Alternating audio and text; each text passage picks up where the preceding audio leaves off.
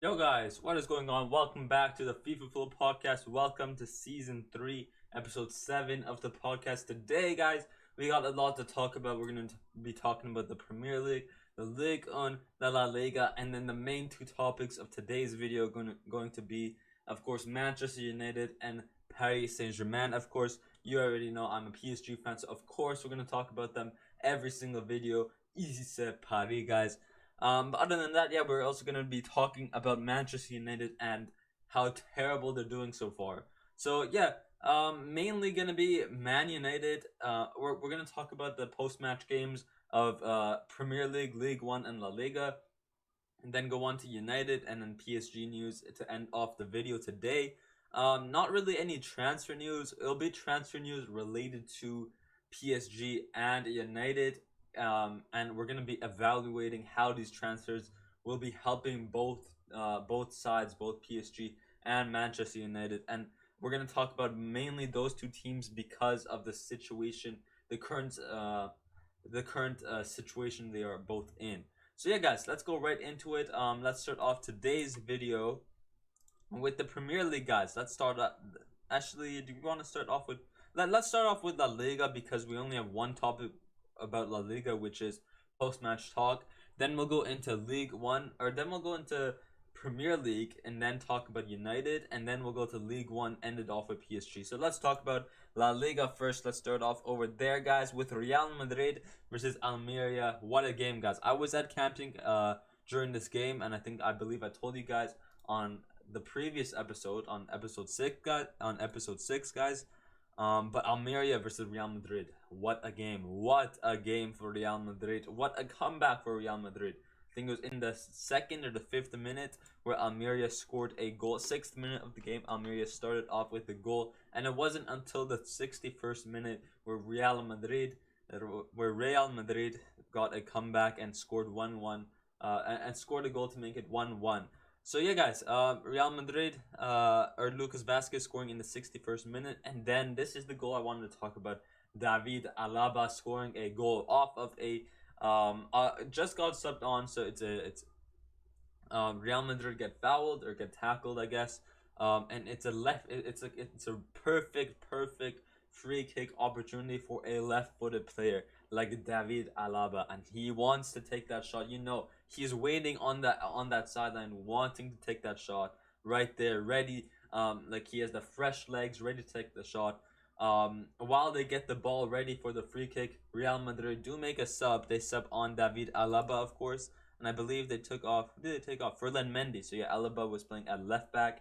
David Alaba gets subbed on, ready for first touch of the game, and he takes the free kick. Beautiful, curved in, just hit the right post. It was a left-footed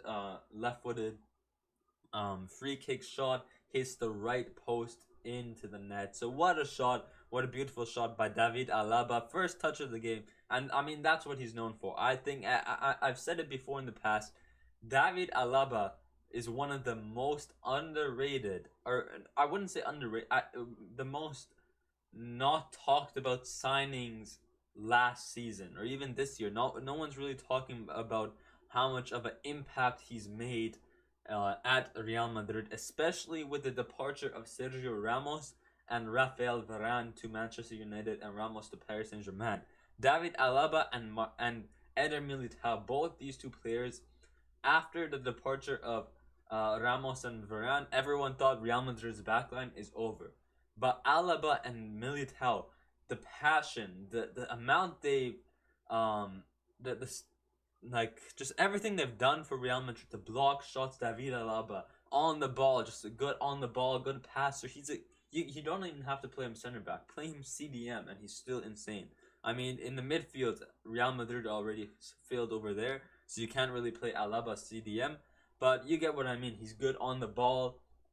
And then same with Eder Militao. Not the best on the ball, but physically, defensively, pace. He's all that Militao has. Alaba, he's well-rounded player, like kind of like a central defensive mid, but at center back instead. Like a Rudiger, you can say, like a Marquinhos. Both of them, both Marquinhos and Alaba, you can play them at central defensive mid because they're good on the ball. They have good dribbling, good passing, good physical, good defending, of course, as they are defenders. So yeah, once again, David Alaba and Militao have definitely been the most, especially Alaba. No one's really talking about Alaba. Like Militao making insane insane like saves and touches, or like defensive like saves and touches and all that. But Alaba especially, I feel like he's that captain in backline. So he's the one that kind of tells what the backline to do, and even his offside traps.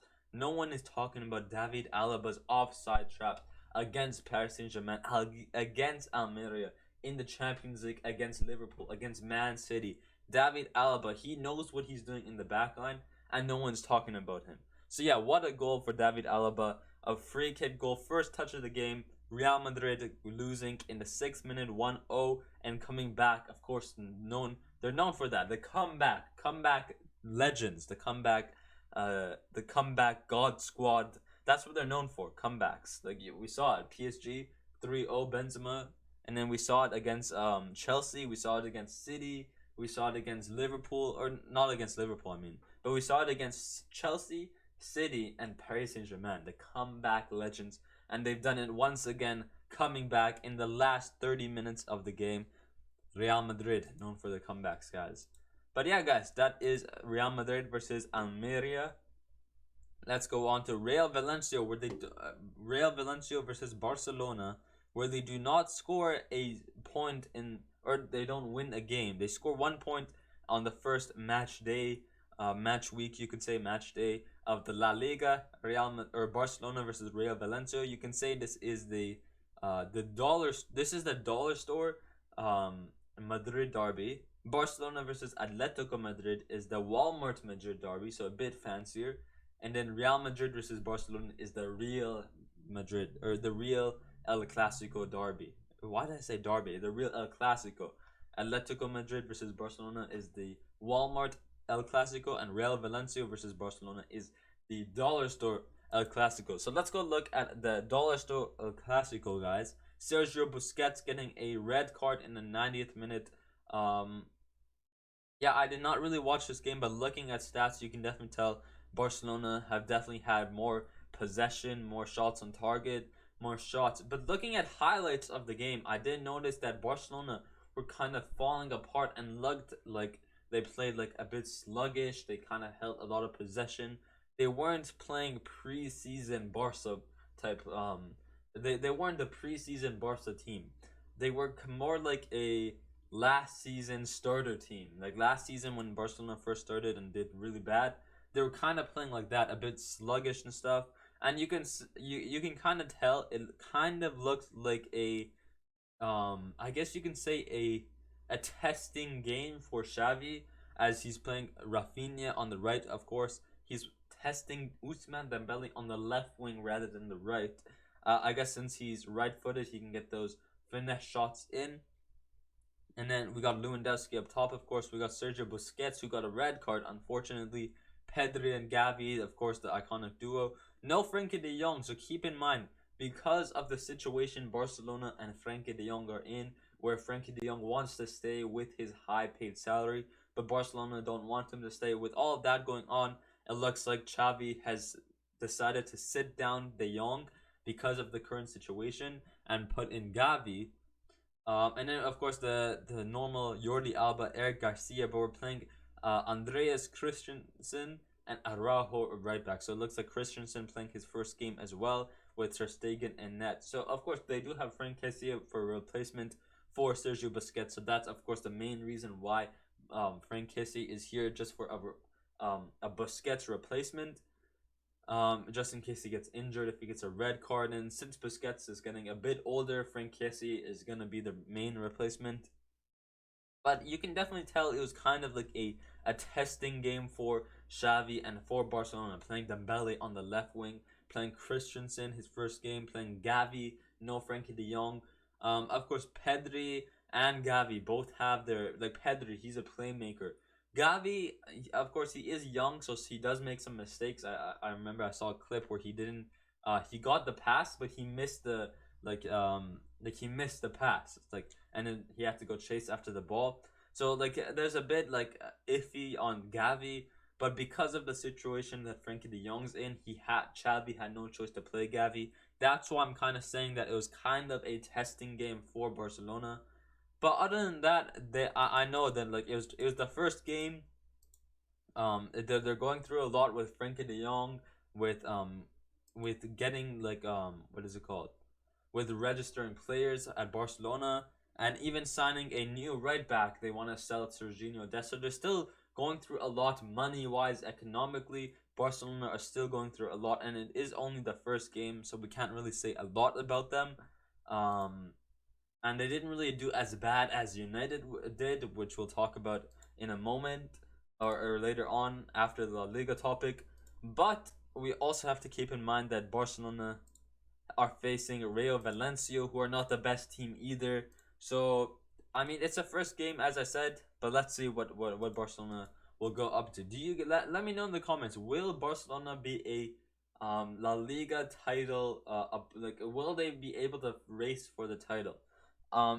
In the beginning, when preseason was on, I said the race for the title: Real Madrid, Atletico de Madrid, and Barcelona.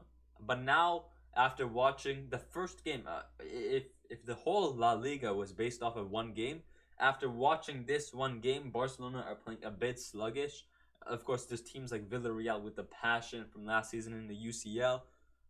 There's Real Betis, who did play better as well. I think Villarreal did play better than Barcelona this first match day. But as I said, it's only been one match day. I think Barcelona are still going to be in the race for the title, but I think mainly it's going to be Real Madrid who are going to be in the lead. And then Atletico, I think Barcelona will start to catch up later on. And once we get more of those difficult games like Real Madrid versus Atletico de Madrid, the Madrid derby, once we get the El Clásicos, the Villarreal versus Barca, Madrid versus Barca, once we get those, it's going to get tougher for these teams and the race will get tighter. The table will be tighter and closer together points wise, and we'll see who will go on the top of the table. But right now, as it stands, Real Madrid looking like the stronger team. Of course, as I said, the comeback legends. Barcelona looking a bit sloppy, but nothing else I really wanted to talk about here. Osasuna Sevilla looked like a pretty good game for Osasuna, of course. Um, and it looks like, yeah, Sevilla without Jules Koundé not doing the best, losing their first game. But yeah, Villarreal and Real Betis, who are pretty good teams as well, also doing good as well. So yeah, we'll go back next week and see how the table is. Is there any good games next week that I should keep in mind? Atletico de Madrid versus Villarreal, that is going to be a juicer game. Real Sociedad versus Barcelona, also going to be a pretty decent game. Celta Vigo versus Real Madrid, going to be a good game as well. So these three games I'll probably keep an eye out on for the next La Liga match day, guys. That's gonna be La Liga. Let's go on to the Premier League, guys. Talking about Manchester United and how bad they are doing. Because oh man, 20th point. They have -5 goal difference. So what that means is, like, if they score 6 goals and concede 3, or if they score 6 goals and concede 3, their goal difference will be 3. You get what I mean? So what is this? Goals assisted? I'm not. No, actually, this is might be goals. Like goals against, and then goals. Like you guys get what I mean. So this is the goals they've conceded, and then the one is the goals they've scored. So goals. I don't know what GF is, and I don't know what GA is. Goals. I have no clue, but you can tell 6 goals United have conceded, 1 goal they've scored, which is an own goal as well. So if Brighton didn't score an own goal, it would have been 6 goals conceded, literally, and a -6. Bro, United are in the mud. So let's take a look at these match days. Let's go right into United versus Brentford, guys. Yeah, just let's just like let it settle in. Just let it settle in. Let's take a 5 second break. A moment of a rest in peace for United. Finished club, guys. Finished club. Finished Ronaldo. Finished De Gea. Finished Eric Ten Hag. Finished club. Finished from everything, guys. This is I've never seen a worse team in my entire life. I've never seen a worse. Everybody thought after beating Liverpool in the, what is it, that Bangkok whatever it's called, that after beating Liverpool 4-0 in that cup, everyone thought, oh, Liverpool, that, like, oh, Liverpool in the mud, United way better, the Eric Ten Hag era is here. Bro, you have Rafael Varane on the bench. You have that new left back. What's his name? I forgot his name, but you have that new left back. You got Van de Beek, the player that you've coached at Ajax, Van de Beek, and you're not starting them. You're still starting Harry Maguire, who's still the captain. You have Diego Dalot at right back. You play like I'd rather play Wan Bissaka, still not the best, but Wan Bissaka right back. You got Rafael Varane starting. You got that new Lautaro Martinez. You got Luke, bro. You got Luke Shaw, and Luke Shaw is terrible, man. He can't run at all, man. One of that, I think there's that fourth goal where Luke Shaw is just getting run like he's like a normal human. It's like everyone on Brentford is the Flash and gets right past Luke Shaw. Like he's not marking anyone. Like when Luke Shaw plays for England, he is a beast. But when he plays for United, he is literally trash, man. You got Christian Eriksen, who, of course, respect to him, of course. He's a good signing. But, of course, he probably regrets leaving Brentford because, of course, he was on Brentford last season and now they lost 4-0. You're playing Fred. Put, like, I know, like, even Van de Beek is not the best, but you know how Van de Beek... Actually, honestly, Van de Beek is better than Fred. I'd play Fred and I'd play Van de Beek, Eriksen with the squad that he has. You're playing Bruno Fernandes, he's a pen merchant. He doesn't know how to shoot. He misses. He always hits the post. He hit the post like 2 or 3 times that game. Couldn't make a single pass. You got Marcus Rashford, Jadon Sancho, who needs more playing time. I feel like Jadon Sancho has the ability to play. And then you got Cristiano Ronaldo, who's not scoring any goals because of the midfield that United have.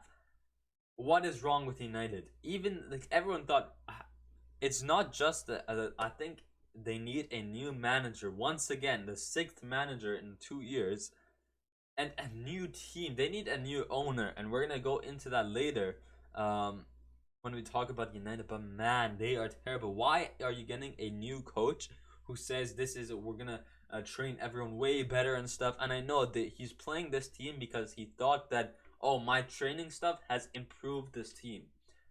But no, you're playing when you have a team, when you know how bad they've played last season. You're not here to play. It's a new coach, same team. You're trying to mix up the team. Play Varane, start Varane. Give the captain's armband to Ronaldo. Give it to Ronaldo. Why is it still in Harry Maguire's hand? What type of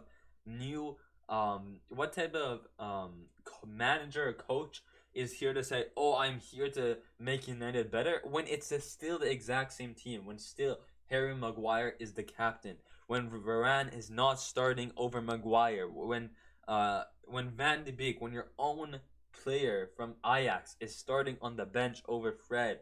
Like, what do you think when Bruno Fernandes can't make a single pass and you're still letting him play one whole game, one whole 90 minutes?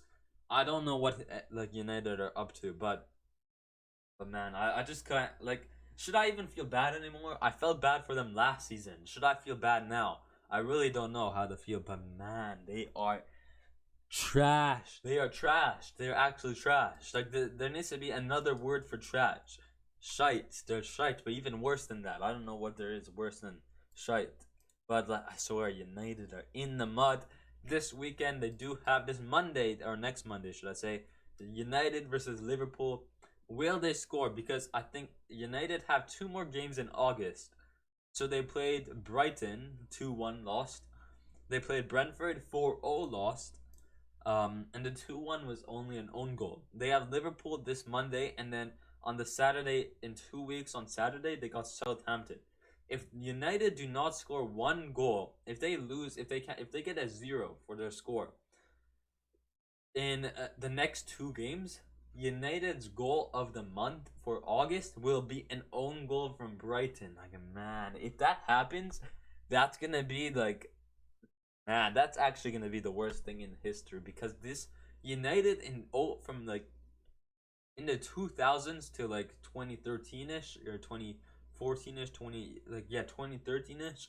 After 2015, United kind of sucked. I wouldn't say sucked, like they were still up there, but that's when they really went downhill on trophies. But from like 20, you can say 2013, 2014, from like 2001 to 2014, that was the United glory days with Rio Ferdinand. You got Van der Sar. You got, what's his name? Um, Emmanuel Vidic. Of course, you got Cristiano Ronaldo, Wayne Rooney. It's like those were the glory days, like for United. But now it's literally the opposite of glory days, the complete opposite. Like this is the doomsdays now, not the glory days. But yeah, that's United there for you. We're gonna talk more about them in the transfers. As you guys can see, we got a lot of news up here, guys, on my Google tab. So we're gonna go more into that after we talk about more of these Premier League games. Let's go ahead talk about Liverpool drawing 1-1 to Crystal Palace. So Liverpool not doing the best as well, as they draw 1-1 to Fulham from the best striker in the world, Mitrovic, and then they draw another 1-1 to Crystal Palace, where there is a bit of a crazy situation happening with a red card from the one and only Zidane Merchant, guys. Yes, Darwin Nunez does a Zidane type. He tries to. He thinks he's the Zidane. He thinks he's something huge in the Premier League. Oh my. Let's talk about Darwin Nunez. Where he thinks he's supposed to be Zidane. He literally goes like he's talking to the ref like, oh, what's going on? Why didn't my goal counter, or like what, I don't know what happened, but he's like arguing to the ref. One of the Crystal Palace players come behind him. He turns around. He literally hits him with his head, like hits him, like, you know what Zidane did in the World Cup, with France. Like he literally did the exact same thing to one of the Crystal Palace players, and man, like he thinks he was something there. Like he was pissed. He was really really mad. So I think he's gonna be suspended from the Premier League until September 3rd. So let's see if Liverpool will score any goals. Is that gonna impact what people think on him? Like, is he gonna be? He's definitely someone, like, he thought he was gonna be as good as Suarez, but I don't think so. Suarez was something else. But this could impact him a lot, because if he doesn't have a good temper, it's gonna really doubt Klopp and Liverpool's intention, and like, are they gonna play him a lot? Are they gonna sub him out earlier because of how low, like, his temper, like he gets really mad easily. We have to see what happens, like, from here on out. After what he did, of course, which is not all right. When you're a new signing for a team like Liverpool, top team like Liverpool, you're supposed to be there for 100 million. You're the guy who's supposed to be scoring the goals. You went to Liverpool to get goals. So now that you're out for 2 games, or till September 3rd, 2 or 3 games, that's not going to be good, because Liverpool need to find a substitution, and he was supposed to be the main substitution, the main crucial player of the team. So now they need to find like a replacement for that crucial player. Which before would have been Mane. I think without Mane was that guy. If they didn't sell Mane, I think Mane deserved way more at Liverpool. He wanted a new challenge at Bayern Munich, so I respect him for that. But overall, Liverpool were not giving Mane what he deserved. He was the player he needed. He can play striker. If we had a 4-4-2 with Mane and Darwin Nunez up top, we got Luis Diaz left wing, Mohamed Salah right wing, and then you got like Henderson, Fabinho in the midfield. What a team that would be! And then you got your usual backline of Konate, Trent, Allison, Van Dijk, and Robertson. That would be a really good team with Mane and Darwin Nunez, two extreme finishers. Mane being that dribbler as well. You can play a 4-4-3 with Mane on the left wing instead, because Mane is more of a wide and essential player who has insane finishing. If they didn't sell Mane, they would be perfect with Darwin Nunez and Mane. That would be the perfect duo up top for Liverpool to get banging goals in the back of the net in 90 minutes. But they sold Mane, and now Darwin Núñez, his temper, they didn't know that he had this low of a temper, like he gets mad easily. They didn't know that. And it looks like Darwin Núñez is going out until September 3rd because of what he did. But Luis Diaz coming in clutch. After Darwin Núñez got that red card, Luis Diaz coming in clutch in the 61st minute, scoring a pretty beautiful goal. Let's talk about Zaha's goal, man. Zaha, of course, Zaha, of course, the Persian way to say it. Of course, man, he's something else. That is why when I play FIFA, he is the rats to glory. Zaha, guys, what a beautiful goal he scored. Of course, in the 32nd minute. I wish I can kind of match recap. Here, look at this goal. Hopefully, it doesn't get banned. Look at this goal, Zaha, Look at that. Look at that. And pretty good assist as well. What a through ball to Zaha. And then Zaha, of course, getting a beautiful finish. And then can we see Luis Diaz's goal?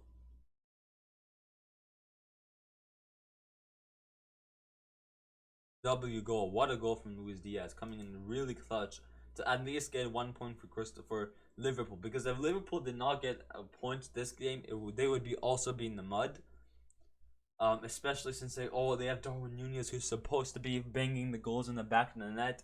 So since they at least have 1 point, it kind of gets the pressure, a bit less pressure off of, or a bit less critique off of Darwin Núñez. But there's still going to be a lot of critique and hate on Darwin Núñez because of his actions performed with that red card, guys.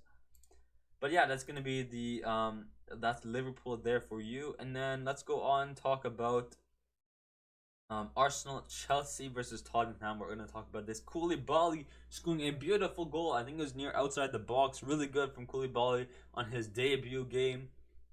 Reece James also on the right side. Of course, there's a nice open space. He was open. The ball went right through him in the box. He goes far post. Really good goal from Reece James. We got Pierre-Emile Højbjerg. And then we also got Harry Kane, of course, like Griezmann says, in the last minute of the game. But if we were to talk about who is a real winner here, it's gonna be Chelsea. Chelsea deserved to win. Chelsea were robbed of this victory because Spurs were playing dirty football, man. What's his name?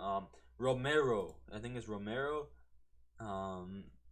Romero, yeah, Christensen Romero, the Argentine, pulled Marc Cucurella's hair. So, since he has long hair here, he pulled his hair and he only got a yellow card. He didn't even get a card. He got a warning for that. Yeah, he didn't even get a card. And he should have got a red card.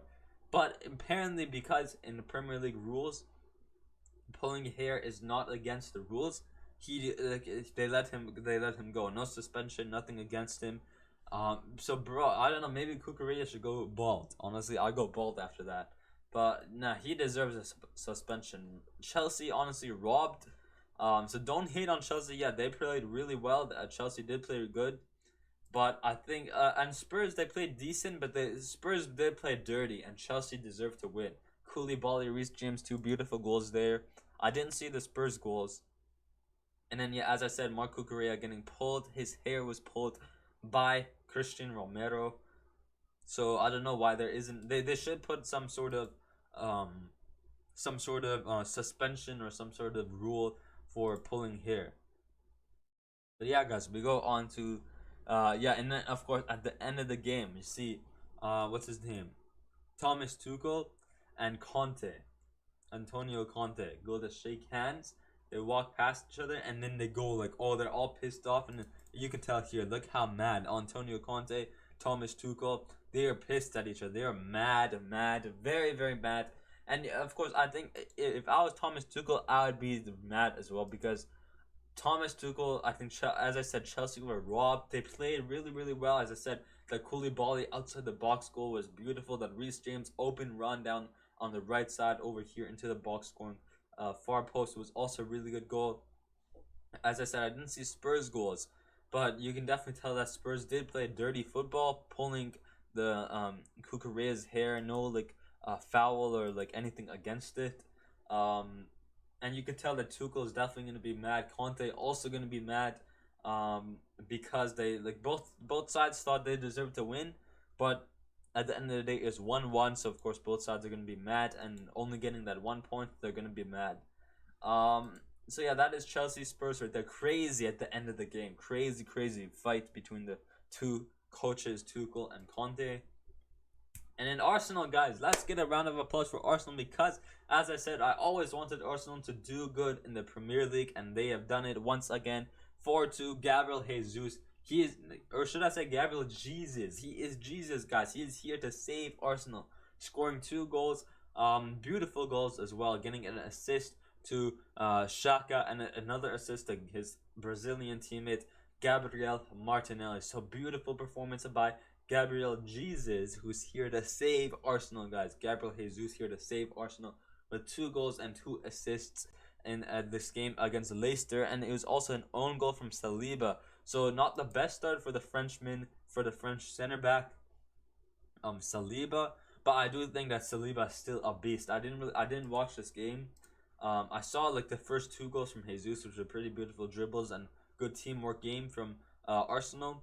But for that, I didn't see really how they played as a team, like how Saliba defended. I didn't really see that part, and I didn't really see. I didn't watch Zinchenko. I didn't watch this game. That's what I'm trying to say here. I watched like I saw the 2 goals like on. I just saw a clip on like Twitter. But the whole game, I didn't see how Saliba played. So was he that physical beast that he was at Marseille? I think he was from Marseille. If I go over to Footbin, yeah, this is where I look at him. Saliba. I think he's from Marseille. So he went from Marseille to now to Arsenal. I don't really know how he um played in. I know he was a really good defender in the League One, but did he provide that in the second game for Arsenal in the Premier League? I didn't know because I didn't watch the game, but like did he provide a beast? Like did he provide a Marseille performance? Other than the own goal, did he provide a good performance? So I'm hoping that Arsenal do good next week. I will. Hopefully, I can do. I get to watch them. And who are they versing? And they're not versing anyone crazy. I'll definitely watch the United Liverpool game, Crystal Palace City game. I'll watch as well. So I'll watch these 2 games. I'm not really sure about the Arsenal game. But when Arsenal do verse like a good team, I will watch Arsenal because I do want them to do good this season. And they're off to a great start, going at the top of the table. Both City and Arsenal winning their first 2 games. Topping the table, Brentford getting 1 win and 1 loss. Of course, that 1 win being a 4-0 win against United. And talking about United, that's going to be the next subject we're going to be going into. So let's talk about Manchester United and what they're going through, like who they're linked to in the transfer market, how they'll help them, and just talk about like United as a club as a whole and what they need to improve on. So it looks like Christian Pulisic, rumored to go to United from Chelsea. In my books, this is a no-go for America. For Christian Pulisic, this might be an honor. But going from Champions League football to Europa League, and with the situation United are in, he's doing better at Chelsea. 100% going to be doing better at Chelsea. And I think Christian Pulisic should stay at Chelsea. He might get more playing time at United because now that Marc Cucurella has came to Chelsea, Tuchel might be playing Cucurella on the left rather than Tuchel, just because I guess Cucurella has that defensive capability as well. So maybe like Christian Pulisic wants more of that play time, and playing for United, it's also going to be a dream like for him as well. For America, that's a huge achievement to have a North American player at a club like Manchester United. So that's also going to be huge. But with the situation United are in, I wouldn't go to United. I'd rather play on the Chelsea bench than play at a club like United. But I mean, I really don't know. He is a great player. When he does play, when he plays for Chelsea, he does have some moments where he's insane. But you also got to keep in mind that if you do bring him here, who are you taking out? It's like Bruno. Are you gonna take out Bruno? Are you gonna take out Rashford? The main thing that United need right now is a midfield. So I wouldn't worry on someone like Pulisic. Maybe you could get Pulisic to replace Bruno Fernandes, But right now, I would worry on a midfield and a defender, like a fullback, a midfield and a defender, rather than an attacker right now. So that is Pulisic right there. Pulisic news. Jamie Vardy once again, as I said, um, yeah, once again, as I said, Vardy was the Vardy party, guys. Vardy, you guys already know Vardy is on fire. Your defense is terrified. What's that? How do you say that, champ? I forgot that chant. But if you guys know that chant, you already know that chant in 2016. Was it 2016? Leicester winning Prem. I think was it 2016, 2015.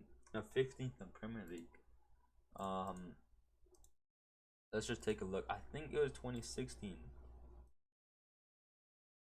It was 2015. Yeah, I know it was either 15 or 16.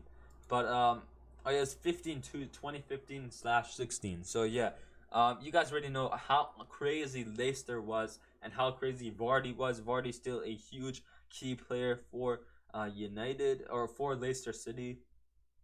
Who are kind of falling off. Like they definitely need to like with the departure of Casper Schmeichel, they definitely need to get a few new signings. But other than that, like Jamie Vardy, he's gonna be a key player for Leicester. So I doubt Leicester are gonna want to sell him, depending on how much they sell him for. Like 70 million, that's quite a lot. Um, Market value 5 million, but like maybe like 25 million, 30 million for Vardy. That's what I would do if I was Leicester because he is a key player for them. But as I said, once again, United don't need to look out for a attacker, but they need to look out for a midfielder, a defensive playmaker midfielder, and a new backline, a new fullback, a new center back. That's what they need to look out for right now. That's Vardy right there. As I said, good for a good I could see him in United, but I don't think it's good for both sides. Depending on how much, like if it's 20 million, I guess Leicester are might take that deal for 20, 25, 30 million. But as I said, for Vardy, I think he'd probably do better at Leicester. And with the situation that Leicester are in, they rather like they've lost a lot of big players like Casper Schmeichel, who's a key keeper for them. So they definitely need to make more signings. So I really don't know. I would keep Vardy because they definitely need to keep a lot of their big players. They can't sell Schmeichel and some of their like other players. They need to keep some of the key players. So Vardy is one of those key players which I need to keep. Let's look on. This is the huge one, and it is getting closer as well. This deal is getting closer. It looks like what's his name? Casemiro from Real Madrid likes he even said to himself that he wants to go to United. Like he said he's willing to go if they pay good salary. So if we look over here, Man United Casemiro, guys, Casemiro. So it looks like Man United are offering Casemiro a crazy salary and a long-term contract. They are tempting him. Um, Casemiro to Man United would only occur if the player wishes to force um, the move. Real Madrid and Casemiro are not ruling out a transfer to Manchester United, now confirmed by this. Man United intention is to close the Casemiro before Saturday. Um, I think I saw somewhere. So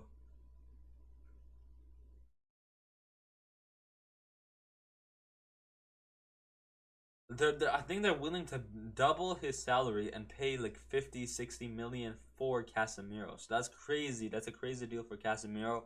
If I was bro, that's gonna be so sad to see. The end of if Casemiro goes to United, it's gonna be an end of an era for Modric, Kroos, and Casemiro. Damn, that's kind of sad to see. That's the best midfield by far. Even Xavi, Iniesta, Busquets, that midfield doesn't go close. In my opinion, that midfield, Xavi, Busquets, Iniesta, doesn't go close um to Casemiro, Kroos, and Modric. That midfield, Casemiro, Kroos, Modric, man, that's just something else. So that it's gonna be sad to see. It's gonna be really sad to see. But is he bro? I follow Harry Maguire. Should I unfollow? Live, guys. You saw it live.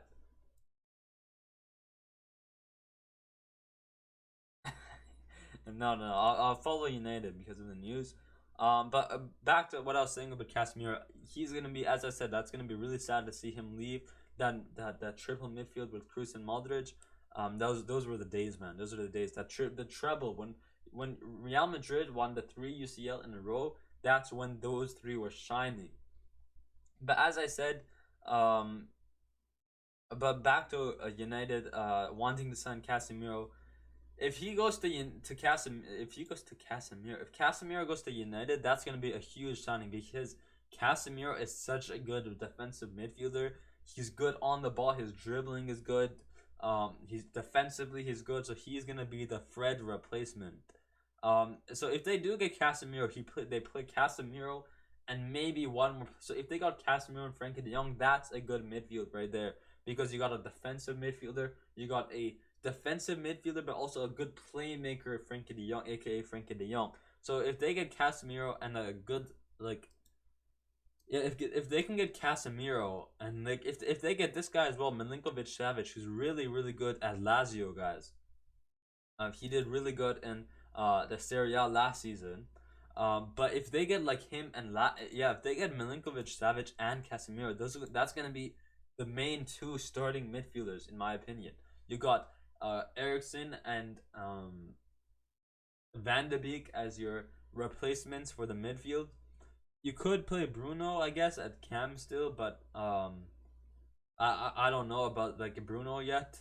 But I think Casemiro to United will definitely help United a lot. The only thing is, like, will they still like defensively? They'll be really good. Of course, the only thing is like Casemiro. The only thing I'm gonna feel like bad about Casemiro is if he doesn't get the interception, he's gonna have to rely on the rest of the United team. He's gonna have to rely on De Gea, on Shaw, on Maguire. So that's the only problem. Is you can't just get Casemiro and say it's done. You need a new center back and a new fullback for sure. So Casemiro is not it. And as I said, you also need a new creative midfielder who can give the through ball into Ronaldo to score the goals for United to get on top of the leaderboard in the match. So yeah, guys, that's Casemiro deal right there. Let's just go back here. Mateus Cunha, as I said. Okay, so now this is a different story here because as I said, Bruno Fernandes is not really the best player, but Mateus Cunha, only 23 years old, Brazilian, so he has a lot of chemistry with some of the players there, like Fred, and Alex Telles. But as I said, yeah, he's a really good player for Atletico de Madrid. He had a good season this year as well. As I said, he has chemistry with Alex Telles and Fred, so that also could help out the team a lot. I think he's a really skillful youngster. You can play him at central attacking mid, at left cam, at right cam, at Lam or Ram. You can play him at cam as well. You can even play him striker. I'd honestly play him striker as well. Like if Ronaldo gets injured, if you want to sub out Ronaldo later on, or start Cunha and sub on, like he can play. He's a really good forward and a really good replacement for Bruno Fernandes, for Marcus Rashford. I think he could help out a lot because, as I said, this is a different story. He's younger than players like he's younger than what's his name, Jamie Vardy, and he's also a really good like forward. He's young. He's a Brazilian, of course. The Brazilians are crazy. He had a good season as well. He brings a lot of chemistry to the team. So I think this could be a good signing for 30 million though. As I said, my main focus would be on signing Casemiro first. Like focus if they want to focus on if they truly want Casemiro, focus on that first. Then focused on a creative midfielder who also has defensive capabilities like Frankie De Jong, like and then after that get a fullback or a center back, and then after that get a forward if you really want to do. So that's your four main. That's my order there. Defensive midfielder, creative midfielder, fullback slash center back, and then maybe an attacker, or maybe a fullback and center back, and then an attacker. So five players. So I think that's what I would do there. But Mateus Cunha, I would choose Mateus Cunha over Pulisic and Jamie Vardy. And as I said, he is Brazilian, so he has good links in the team. He's young, so he has a lot to go. He learns a lot as well. For 50 million though, I don't know about 50 million. I could sign someone better. Like, yeah, I definitely like Tonali. I'd sign like Tonali would be pretty cool. There's definitely gonna be better players to sign, but I mean, 50 million is not is 50. If they could get him, they could get him for 50 million if the one and only savior of Elon Musk comes in to buy United. Yes, guys, Elon Musk posted on Twitter. Also, I'm buying Manchester United. You're welcome. Is this a joke? Is he actually want to buy United? That's gonna be crazy, guys. Elon Musk can literally buy all the teams in Europe. He can buy PSG, United, Madrid, Barcelona. He can buy every single team, every single top team in Europe that he wants to buy. And it looks like he's chosen. He can buy all of them. But I don't know if this is a joke or if he actually wants to buy United. But if they do it, then United could go to the glory days. United, they can get good players like João Felix, guys. Because yes, guys, United are looking in João Felix. We don't need that 135 million. Yeah, I mean, he is expensive. He's definitely going to be over 120 million for João Felix. He would help out a lot. He has chemistry with Cristiano Ronaldo, with Bruno Fernandes, with Diego Dalot. So he's definitely going to provide a lot. He's young. He's such a skillful player. And I did say, a lot of people do say that, João Felix needs to leave Atletico de Madrid. But to United, I really don't know about that. If Elon Musk was to buy United and sign key players like Casemiro, like Mateus Cunha, like Frankie De Jong, like a fullback, like another center back, then that's when João Cancelo could be an option and would possibly like a move to a club like Manchester United, depending on how they do after Elon Musk buys players for United. So I really don't know if this actually happens. This could be crazy. If this happens, United could be one of the best teams. Go back to the glory days. Get a good center back, like I don't know, like who could they get? Who's a good center back they could sign? I guess you could say like I really don't know. Maybe get like Juan Cuadrado. Get Frankie De Jong. Finally, get Frankie De Jong. And give him the salary that he wants because he's like all he wants is money. Get Casemiro. Get Mateus Cunha. Get João Felix. So they can buy anyone they want, any of the top tier players, because Elon Musk is literally the richest player ever. And as you guys can see, it is a rumor that United do want to sell the club. And Elon Musk looks like I don't know if this was a joke, but it looks like he could possibly get it. Asking price 5.9 billion. That is nothing for Elon Musk. He literally bought Twitter for like 7 or 8 times more of this price here. So that's crazy. See Elon Musk, Sir Elon. Please Musk, no ways Glazers won't sell the club ever. My name is Elon Musk, Elon Musk. So they all the United fans, after seeing that from Elon Musk, they actually think that he might sign, and if he does, that's gonna be crazy. That is actually gonna be crazy. He's gonna break football, he's gonna break football more than PSG already broke it, because PSG, we're gonna talk about PSG and how this Mbappe versus Neymar saga is like what my thoughts on that are. I think it is the cause of PSG because of the money we have. But if what's his name? If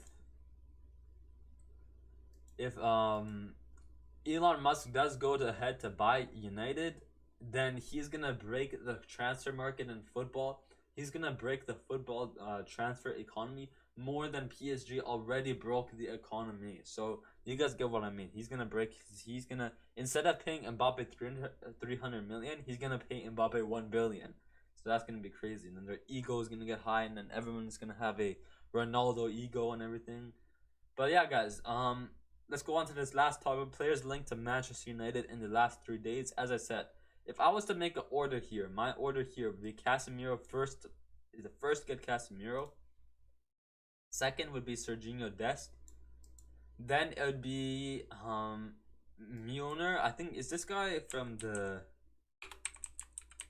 Yeah, this is the Belgian. He played for PSG. He's now at I believe he's at Borussia Dortmund.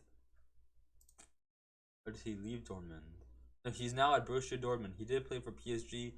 So yeah, I think my top three, my top five here in order as well on who to get the top five key players on who to get first in order: Casemiro, Serginho Des, Milner, Mateus Cunha,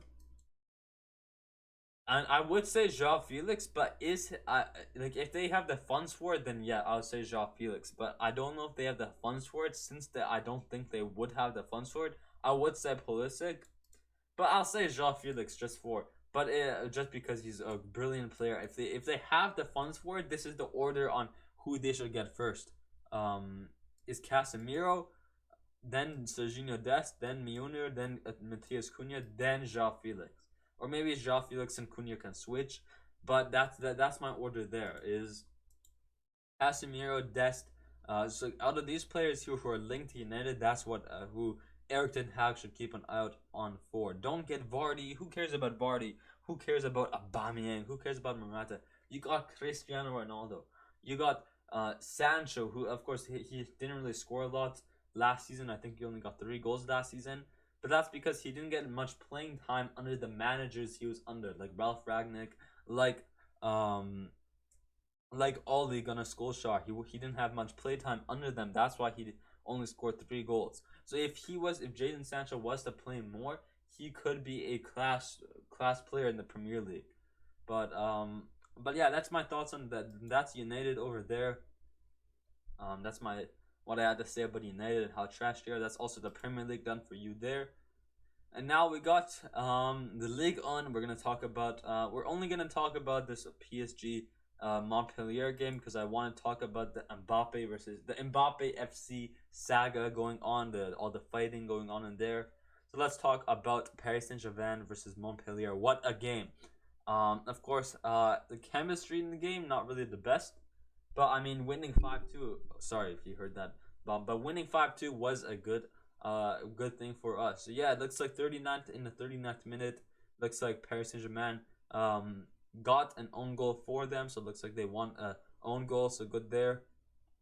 And then we got Mbappe. I think it was near the 30th minute where Mbappe misses a penalty, guys. And after he misses that penalty, it goes on where Neymar there gets another penalty, and Neymar is up for the penalty. Or actually, it's not Neymar who's up for the penalty. But because of the contract Mbappe's in, apparently Mbappe is the one who's supposed to take all the set pieces. And set pieces are basically free kicks and penalties. Mbappe, because with the contract that Mbappe has, he is allowed to take all. He's allowed to take the set pieces. But look at what he does here. He pushes, so he misses a penalty. And then look what he does to try to go get the penalty. He walks towards Neymar. This is how he walks to Neymar. Here's Mbappe. He walks in front of Messi. He's like, "Oh, I don't care about you, Messi. I'm only gonna go get. I just want to take the penalty. Who cares? Like, get out of here. I'm gonna take the penalty. This is my team. I want to be the central point of the team. I'm not like he went to go to Neymar. He's like, who cares about you, Messi? Get out. I want to take the penalty. But Neymar refused to take the penalty. Or Neymar refused to let Mbappe take the penalty. And then does it show the celebration as well? No, it doesn't. But then Neymar goes on to celebrate like this, like his normal Brazilian celebrations and stuff. Is that a sign? Was Neymar's celebration a sign of like, oh, Mbappe, you suck, I like hate you, you missed the penalty, this is how you do it? Was that like, oh, cry baby, or like, oh, like ha ha ha, clown and stuff, laughing? Was that supposed to be towards Mbappe? Because I believe that Mbappe did tell PSG to get Neymar out of the club.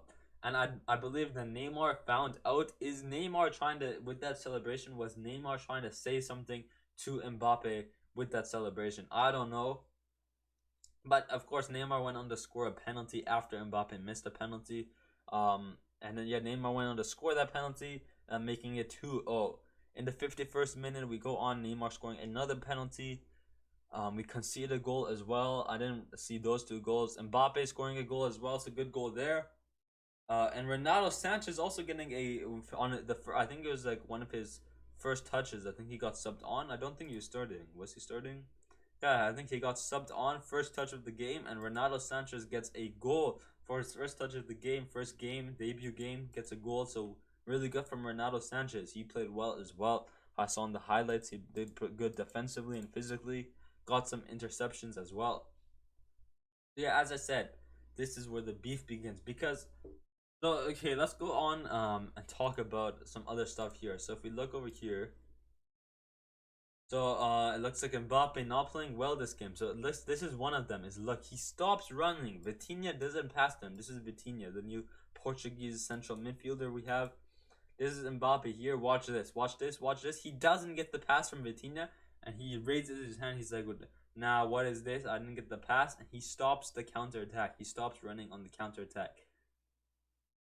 And look, see, look at that. Look at that. If I think that was Hakimi there, was it? I don't know who that was. I think that was Renato Sanchez. Who I don't know who it was, Verratti. But if Mbappe was to make that run here, clear touch, clear tap in the back of the net. But look at him, his ego. Look at this, guys. And the reason I think he does this is because of the contract that PSG are in. The contract that he has with PSG, 300 million. And I think the reason I want to take that into account is um, Mbappe thinks that he's the central point of the team. He's supposed to take the set pieces. He's supposed to make all the big decisions at the club. But I feel like this is what I would think of it. Like let's say I'm Mbappe. Oh, I'm not the central like this. I need to be the central point of PSG. If I'm not the central, if I'm not the star at PSG, everyone's gonna be hating on me and saying, "Oh, I suck and I'm being paid this much."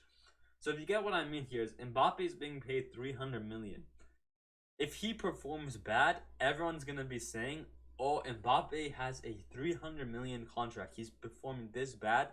PSG is one of the worst teams in the world. They only have money and they have the worst players. They're giving such bad players so much money and stuff.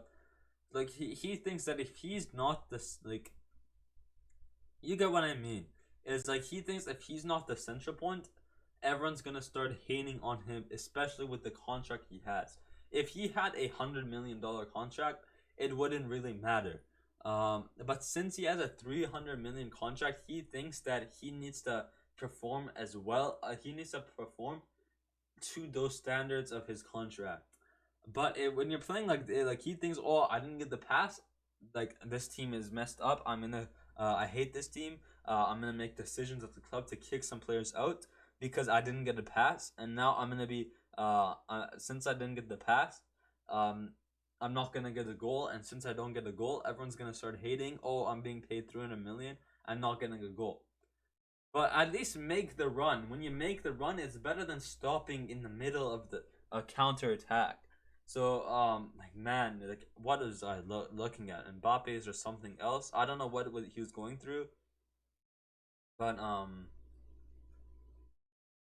yeah, as you see, it's mainly because and Kylian Mbappe and Neymar issues at PSG are not simply because of penalty duties. It's mainly because of Mbappe asked the PSG hierarchy to sell Neymar, and Neymar found out about it. So that's the main reason why. But the good thing is that so yeah, Mbappe's moody gestures on the pitch displeased Campos. He was called to order, um, as well as Neymar for the likes that did not please Galtier Campos. You are a great player, and the and that is the one I am interested in. So it looks like yeah, Galtier Campos not pleased, but they really want them to get along because those two are world class players.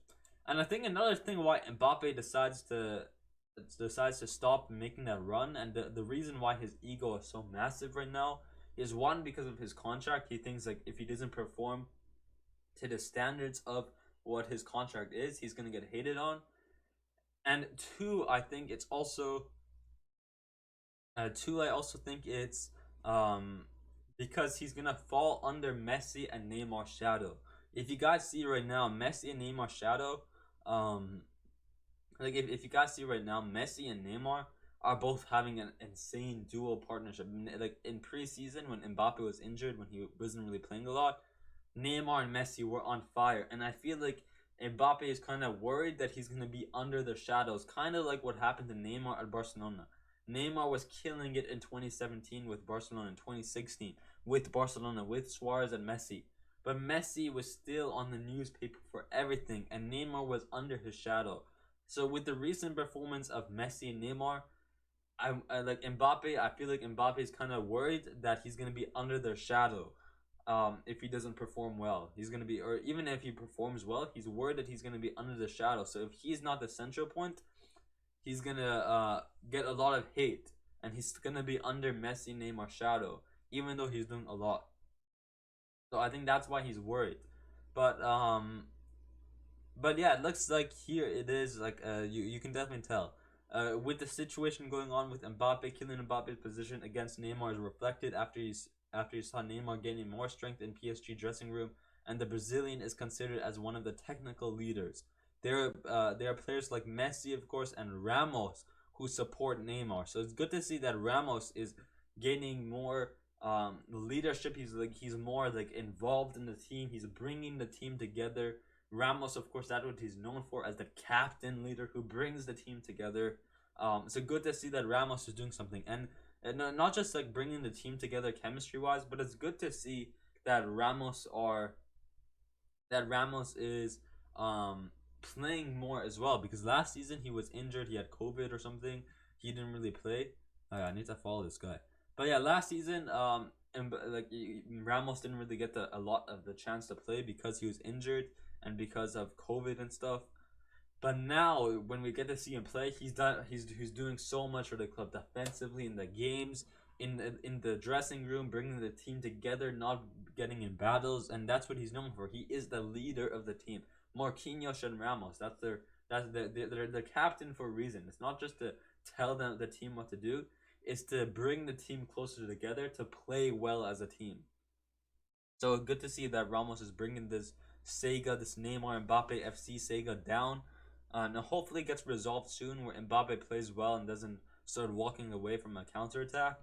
But I just want to read some of these comments here. Messi destroyed PSG from UCL to losing. Oh my! Mbappe must feel fortunate to get an all-time great player like Messi, who is very humble in nature and basically always a team player. He is supposed to learn both artistry and magical football from both Messi and Neymar. To learn how to be great, he must drop the E from ego. Oh my! This is so true. He must go. He must become Messi and Neymar. He's supposed to learn from them. Messi is here to He is the GOAT of football. He is here to show youngsters like Mbappe, like Vitinha, how to play football, how to like teach them new skills, and like he's supposed to be someone that PSG youngsters can look up to. But Mbappe thinks, oh, I'm the better player. I'm getting paid more than you, Messi. Get out of here. I'm a better player than you because I have more salary. That's what Mbappe thinks, and as I said, his massive ego is causing this. As I said, this is also the cause of PSG. As I said earlier, if Mbappe had a 100 million contract, I don't think he would do that. But because he has a €300 million contract for 3 years, he thinks that if he doesn't perform to the standards of that contract, he's gonna get hated on. So he thinks that if he doesn't get the pass, he's gonna get hated on, and if he doesn't get a goal, he's gonna get hated on because he's not gonna be playing to the standards of what he's getting paid. But so therefore he got mad that, oh, if I'm not the center point, oh, get out of here, I'm mad now. I'm supposed to be the one who's getting the goals. I hate this team and stuff. That is him him getting mad at not being the central point um to reach the standards of his contract is the problem, and that's because of the contract. As I said, he gets mad that he's not the main player, because if he is not the main player, he's gonna get hated on because he's not performing to the standards of his $300 million contract. If it was $100 million, 100 million contract, it would be okay. But since it's 300 million, he thinks he needs to be the central player. But since he's not, he gets mad and does stuff like pushes Mbappe for the pushes Messi for the penalty, stops making a run from the counter attack because he gets mad. So that's what I'm trying to say here. That's what I wanted to say. That is the Mbappe Sega there. Let's talk about some transfer news as well. Yeah, one more thing. Sergio Ramos had a word for Neymar and Mbappe after the game to take pressure off and ease tension. So as I said, Ramos being that leader, really really good for Ramos to actually get involved chemistry wise to bring the team together and just physically in the game as well. He's doing really really good. Let's go on to the transfer stuff for Paris Saint Germain. Looks like Tilo Kehrer, going to the German 25-year-old. Looks like his market value 22 million, fee of 16 million, going to West Ham United. So it looks like I think this is a good deal. We're bringing in some money to the club. We're gonna get some more money to sign players like Bernardo Silva, like Milan Skriniar. But other than that, I think this is a good deal for both Keher. For This is a good deal for all three parties, being West Ham, PSG, and Keher. Good for West Ham because they need a new center back. Good for Keher because he gets more playing time, and then good for PSG as well, bringing some money into the club. And honestly, Tilo Keher, underrated center back. When Hakimi was at the AFCON last year, Tilo Keher actually played right back, and he did really, really good for us. I was surprised and really happy with how he performed. So Tilo Keher, both a really good player. Um, yeah, bro. What is this guy saying? Overrated? Not overrated. He just never has hit his potential that he was supposed to hit. Overrated doesn't mean he's bad. That is true. That is very true.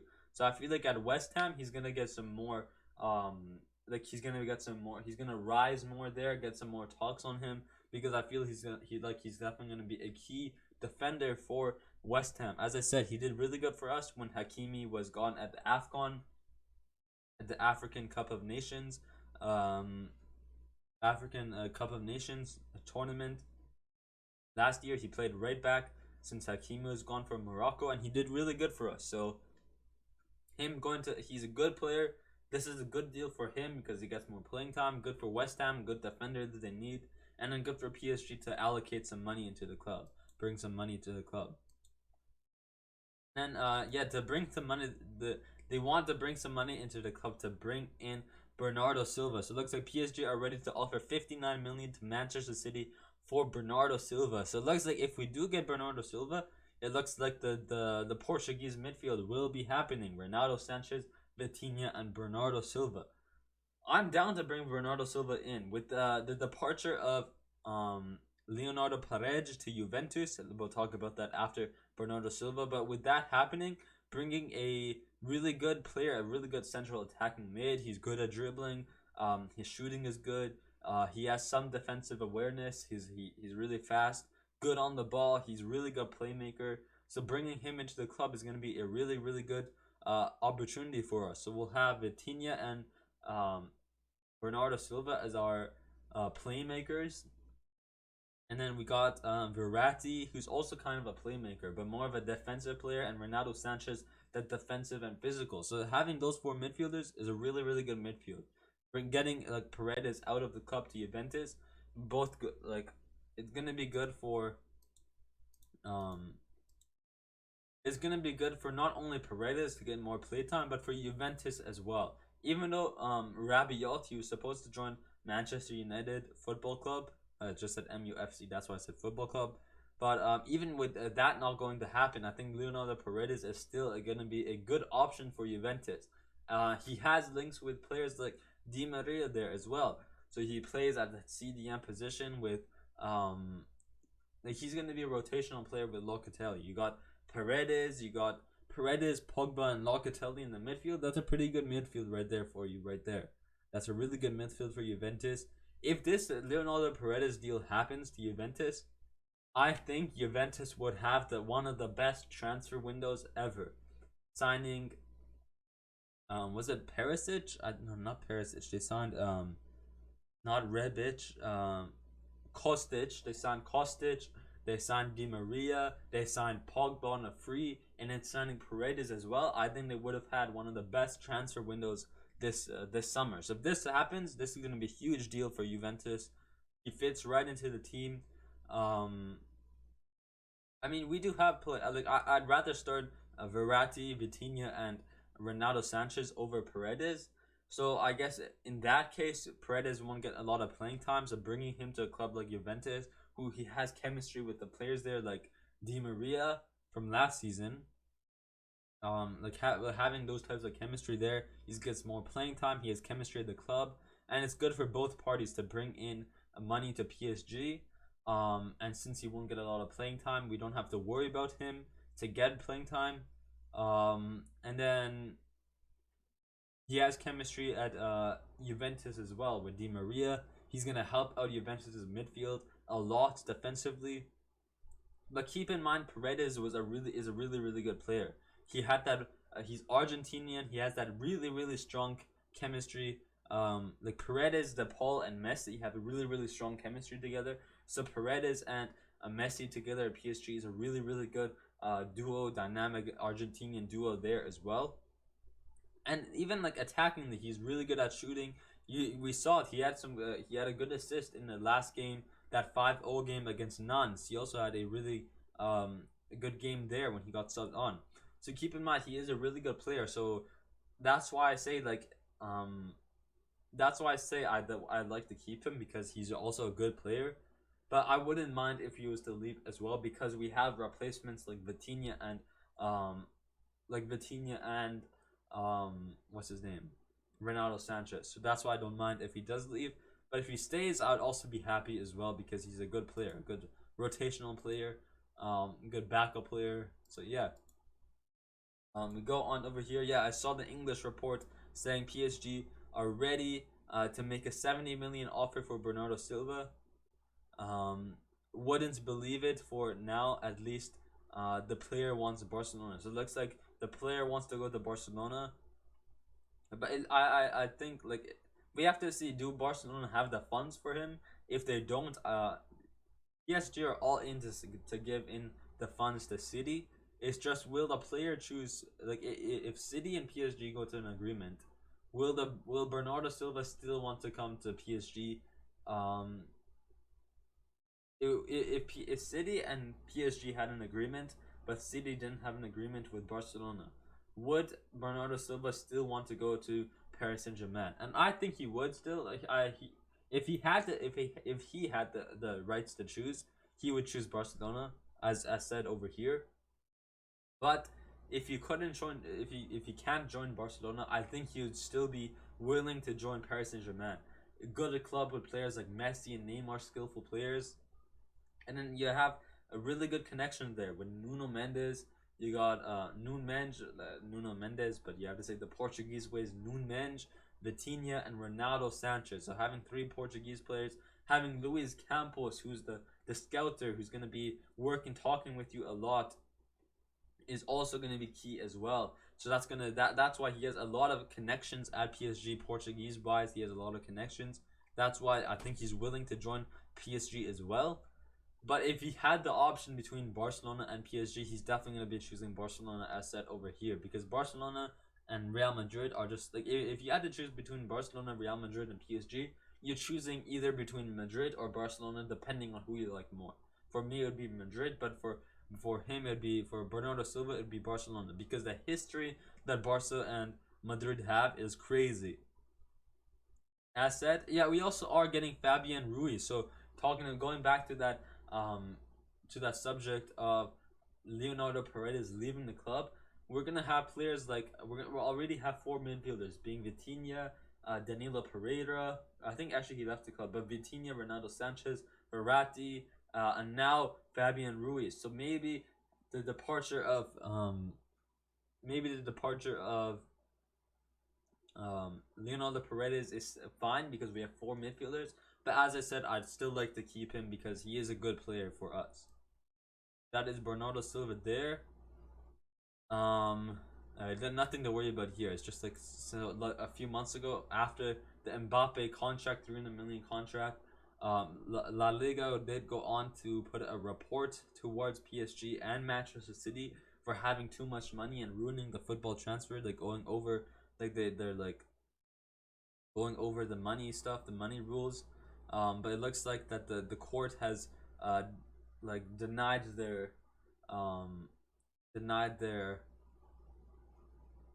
what is it? Not response. Denied um, their punishment towards the two clubs. They denied La Liga's ideas to put like to ban them from like you guys get what I mean. Like La Liga wanted to kind of punish La Liga wanted to punish or put something like they want something they want some sort of suspension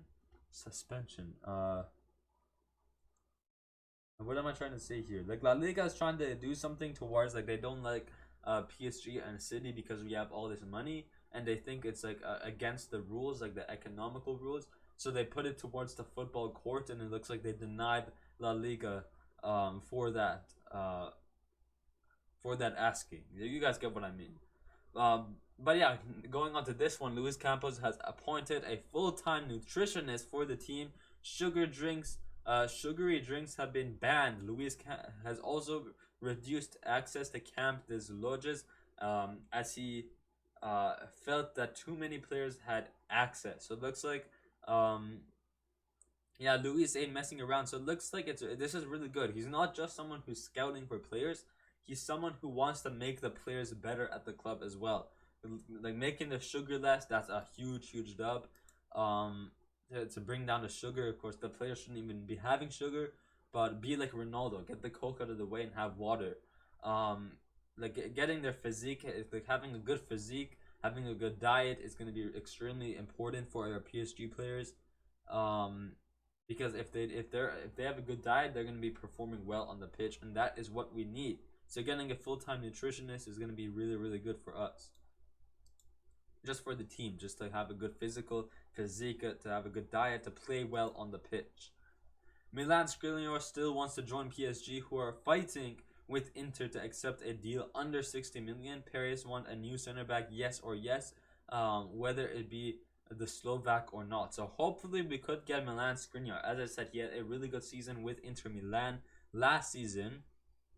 Um, but what am I trying? But if we do not get him, um, like we have other options. I think there's another Frenchman we're also gonna get, but hopefully we can get Milan Skriniar because as I said, he had a really good season with Inter Milan, and he's just a really good physical player. Like having him, he's a good physical and a leadership player. Like having him, Marquinhos and Ramos is gonna be an insane leadership, like leadership worthy player. Like a heavy defensively. They're really good on the ball. They're good as a leadership. They're really good. Like as a leader, they're really good.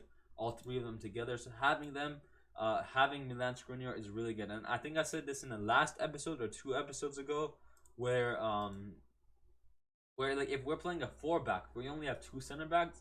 We don't need another 2 center backs for replacements. But since we're playing a 3-back, we're playing more center backs, so there's more of a chance where one of them get injured or they get tired. That's why having more backup center backs is also going to be key. So that's why Milan Skriniar is going to be someone we're looking for to buy. And then the last news here, it looks like Andrew Herrera is in advanced talks to terminate his contract and go back to uh, Bilbao. Bilbao, and isn't it Bibliao? Uh,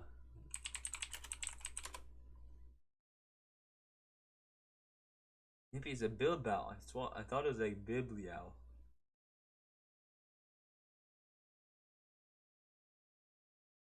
Well, it's not even here, but anyways, Bilbao, whatever this team is, negotiations with Bilbao are progressing very quickly.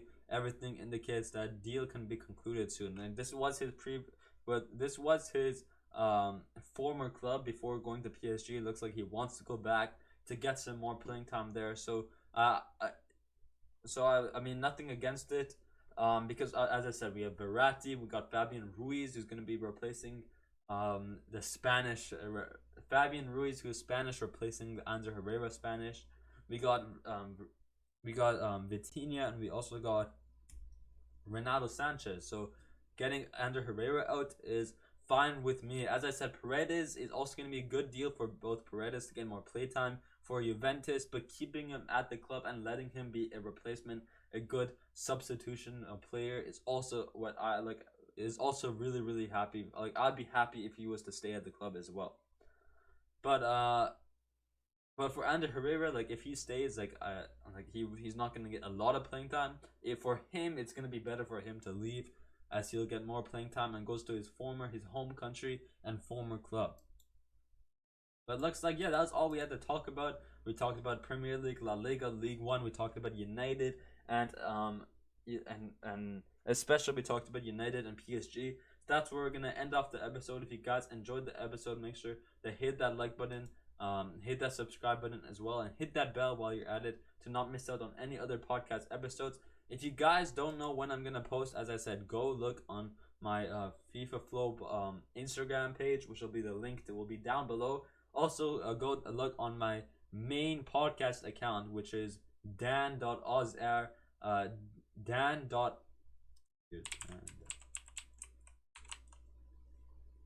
Yeah, go check out this account, my main account as well, my personal account. Not this is my podcast account. This is my personal account. So make sure to go follow. You could follow both of them when yeah, you could go follow both of them. So, because I do post on my personal account when I post a podcast. I post it on here sometimes as well. So if you want to know when I post a podcast, you could follow both of them. That would also be appreciated. As I said, if you guys enjoyed the video, hit that like button, hit that subscribe button. Have a great day, guys. Stay positive, stay happy, stay flow, and I'll see you later. Peace.